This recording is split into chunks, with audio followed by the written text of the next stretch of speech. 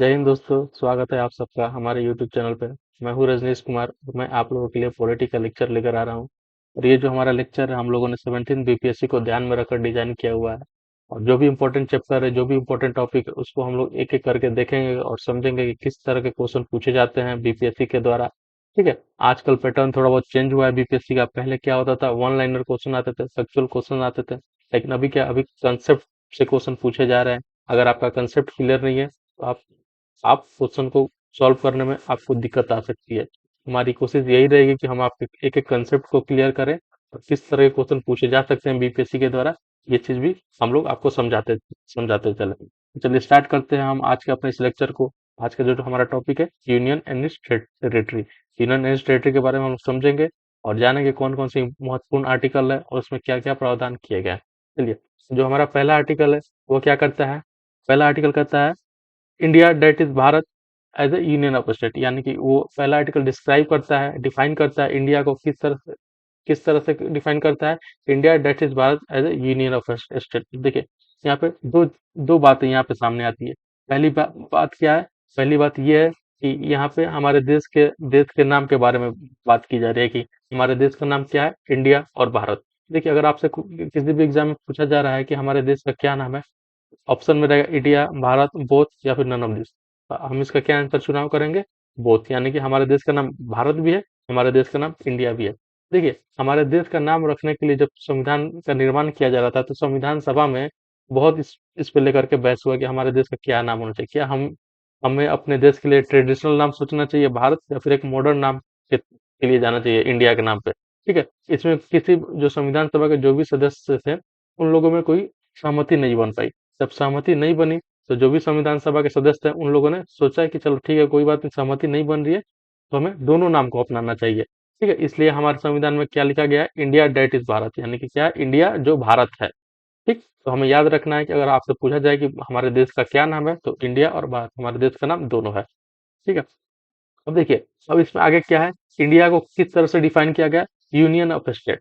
अब देखिए, यहाँ पे union of state word use किया गया, फेडरेशन ऑफ स्टेट नहीं यूज किया गया। क्यों? देखिए, अमेरिका के संविधान में क्या है, अमेरिका के संविधान में फेडरेशन ऑफ स्टेट यूज किया जाता है, लेकिन भारत में यूनियन ऑफ स्टेट यूज किया गया है।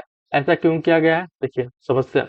देखिए, भीमराव अम्बेडकर ने कॉन्स्टिट्यूटेंट असेंबली में कहा था कि हमारा जो यूनियन है, ठीक है, हमारा जो फेडरेशन है, ये क्या है, ये राज्यों के बीच में किसी तरह का कोई एग्रीमेंट नहीं है।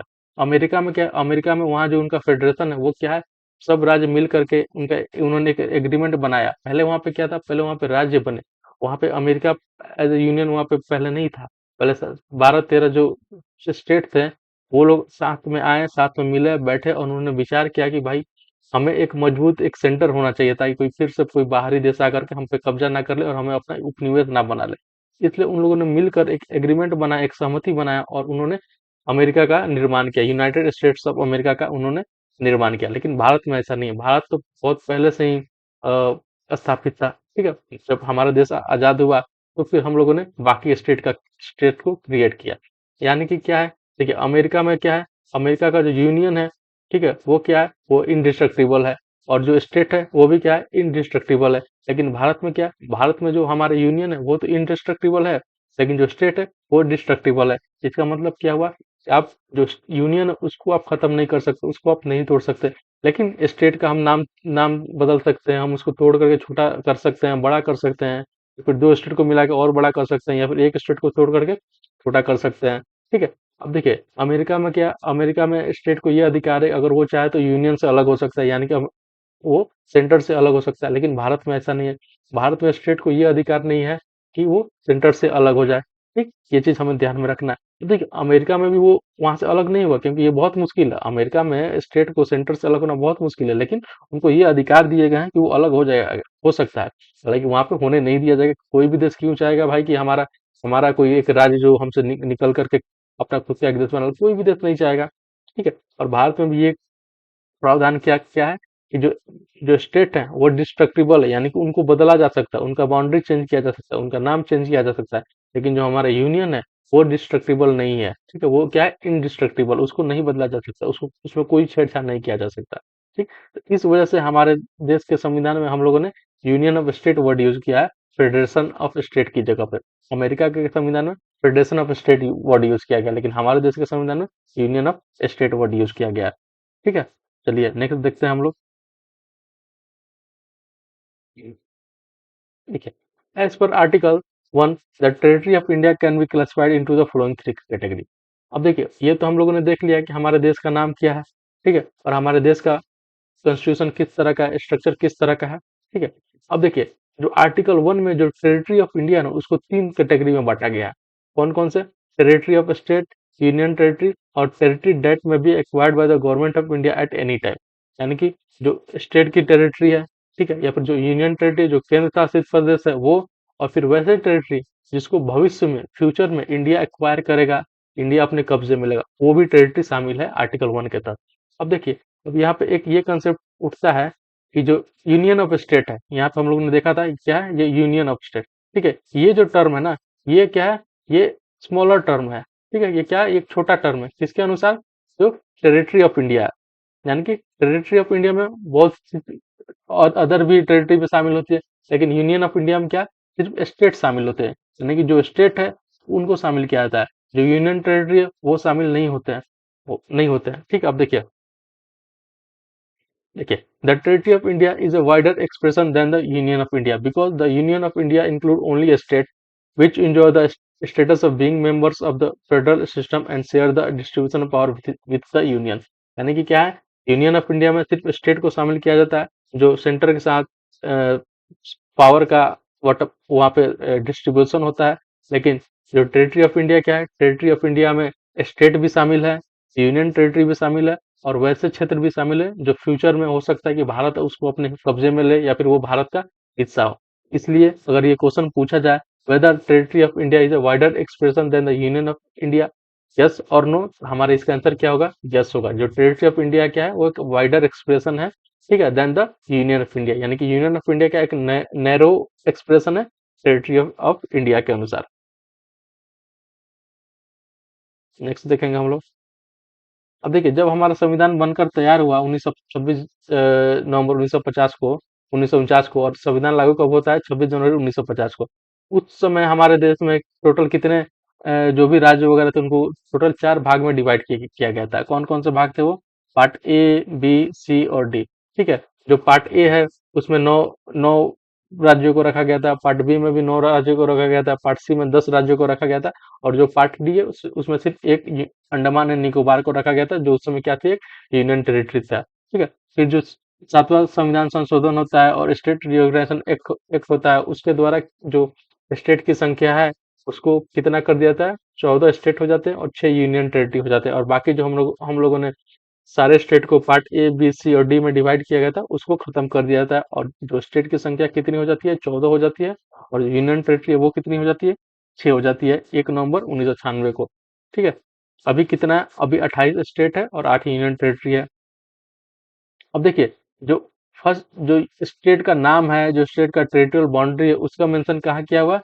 उसका मेंशन फर्स्ट शेड्यूल, जो जो संविधान का जो फर्स्ट शेड्यूल है ना, उसमें सारे स्टेट के नाम के बारे में, उसका टेरिटरी के बारे में, कितना क्षेत्रफल है, ये सबका मेंशन कहाँ किया गया? फर्स्ट शेड्यूल में उसका मेंशन किया गया है। आइए चलते हैं हम लोग आर्टिकल 2 पे। देखिए, ये तो हम लोगों ने देख लिया कि हमारे देश का नाम क्या है, हमारे देश का स्ट्रक्चर किस तरह का है।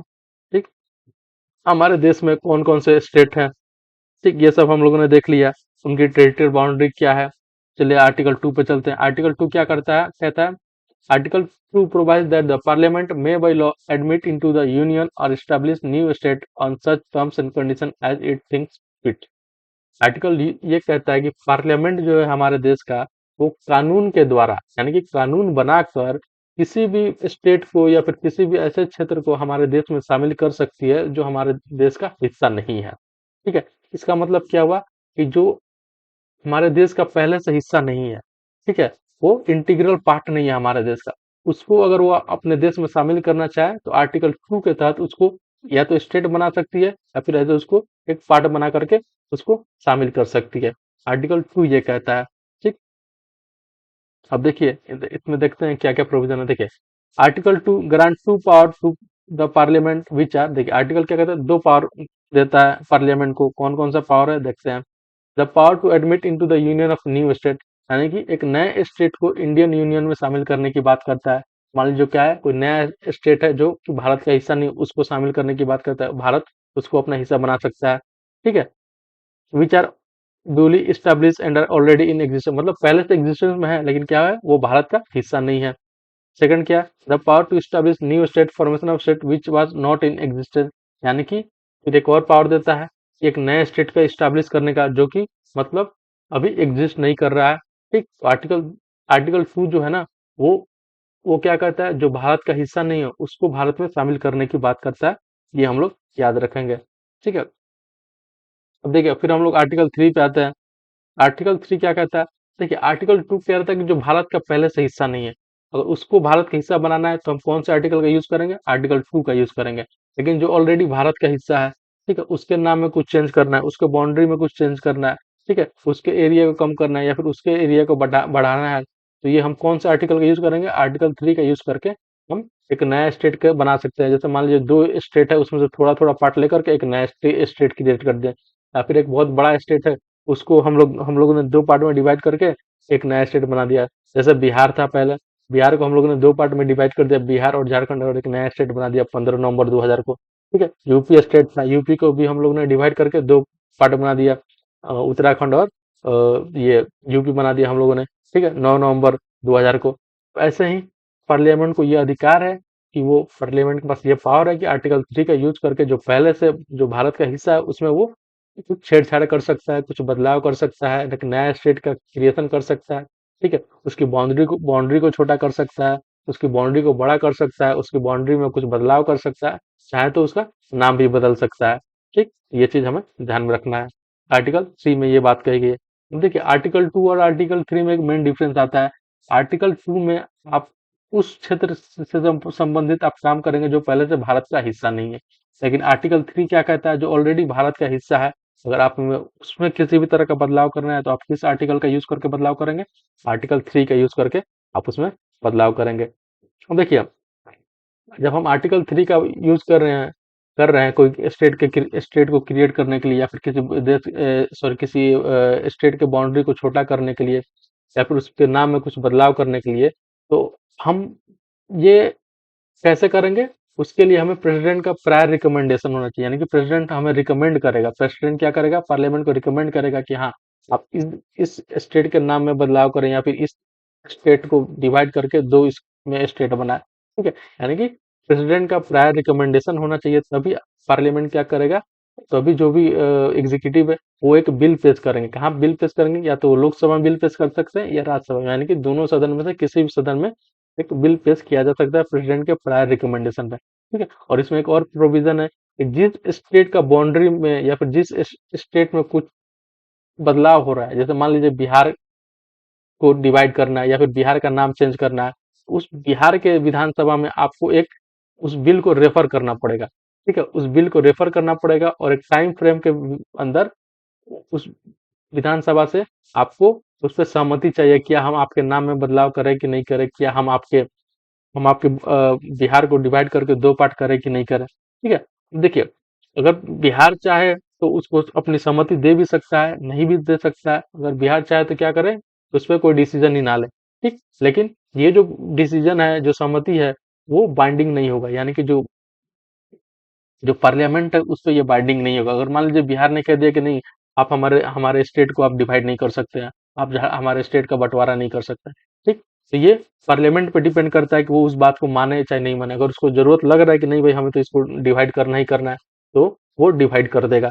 ठीक है, यानी कि उसकी जो सहमति है वो बाइंडिंग नहीं है। ठीक है, लेकिन हाँ, बिल जो है, बिल को रेफर करना उस कंसर्न स्टेट लेजिस्लेशन में, ये बाइंडिंग है, ये जरूरी है, ये मैंडेटरी है, कंपलसरी है कि आपको उस बिल को रेफर करना ही करना है।